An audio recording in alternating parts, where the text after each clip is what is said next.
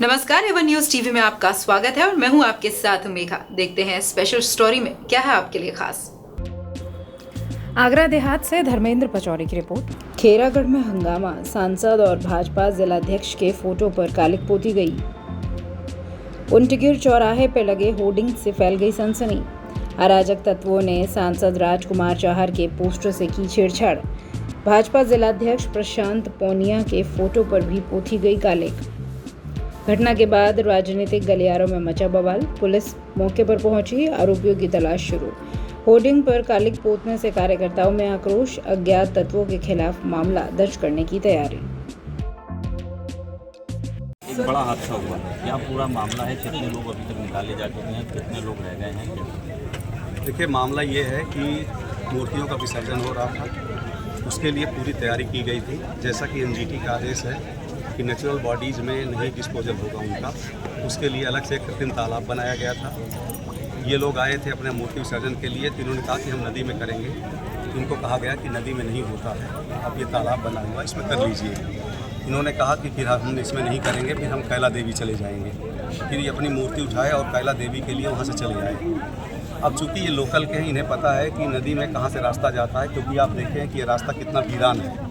ये जहाँ है, लोगों ने मुझे बताया कि ये मरघट है, यहाँ पर लोगों का डिस्पोजल होता है, बॉडी डिस्पोजल होता है, लोग अपना दाह संस्कार करते हैं। अब ये लोग आए और इनमें फिर जितने भी बच्चे हैं आप देखेंगे, उसमें से 16 से लेकर के 28 साल की उम्र तक के हैं, कोई बच्चे भी नहीं हैं, सब जानकार हैं। अब ये नहीं समझ में आ रहा कि किन परिस्थितियों में इनसे ऐसा हो गया कि मूर्ति तो वहीं छोड़ दिया और ये उतनी दूर तक वहाँ चले गए।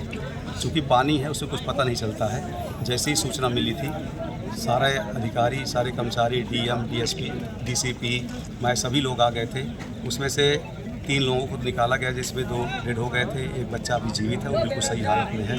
रात में फिर ऑपरेशन के लिए जब चली टीम तो एक डेड बॉडी और निकली, लेकिन उसके बाद से सारे प्रयास के बाद भी अभी कोई डेड बॉडी नहीं मिल पा रही है। लोगों का कहना है कि यहाँ गड्ढे हैं, तो उस गड्ढे में समा गए, तो इसके लिए जो स्कूबा टीम है वो भी बुलाई गई है। अब ऑपरेशन चल रहा है। मैं लोगों से अपील करना चाहता हूँ कि आप धैर्य रखें, ये एक दुर्घटना है और इसमें किसी की कोई गलती नहीं है। प्रशासन लगातार, हम लोग पूरे रात बैठे रहे, जब से घटना हुई है तब से यहीं पर बैठे हुए हैं, लगातार इसको मॉनिटर कर रहे हैं और मुझे उम्मीद है कि जब हमारी इतनी टीमें लगी हैं तो ज़रूर हमें सफलता मिलेगी। कितने लोग हैं अभी? इसमें देखिए, फ्लड की भी लगी हुई है, एसडीआरएफ भी लगी है, अभी एनडीआरएफ भी आई है। डूबने वाले अभी जो बताया है गाँव के द्वारा कि अभी 9 लोगों की अभी डेड बॉडी और निकलनी है। सर, एक बड़ा सवाल ये है कि मूर्ति विसर्जन का हो रहा था, वो लड़के मूर्ति विसर्जन के दौरान पानी में आगे तक चले गए, तो क्या पुलिस फोर्स तैनात नहीं था? पुलिस ने रोकने की कोशिश नहीं? मैंने कहा, आपने सुना नहीं कि मूर्ति विसर्जन के लिए पहले मीटिंग की गई थी, कृत्रिम तालाब बनाया गया था कुटंगन नदी किनारे ही। इन लोगों ने वहाँ मना कर दिया था कि हम नहीं करेंगे और हम कैला देवी यानी राजस्थान ले जा रहे हैं अपनी मूर्ति को। तो वहाँ से कह करके चले आए कि हम राजस्थान ले जा रहे हैं।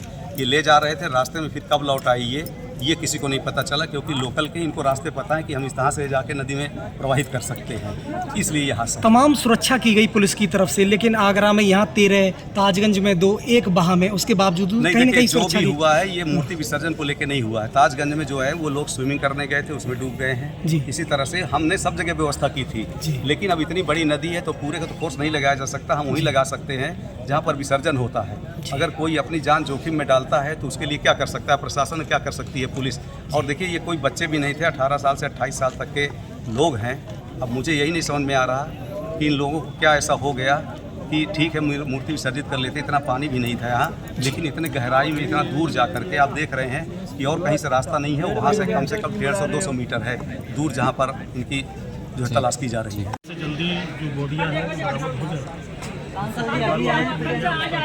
23 घंटे बाद कोशिश करेंगे। 23 घंटे हो गए। स्वाभाविक है, थोड़ा समझते हैं कि इतनी बड़ी घटना हुई है और 12 लोगों की डेथ हुई है, निश्चित रूप से बड़ी घटना में सब लोग व्यथित हैं, तो धैर्य जवाब दे ही जाता है और उनका आक्रोशित होना कोई स्वाभाविक है।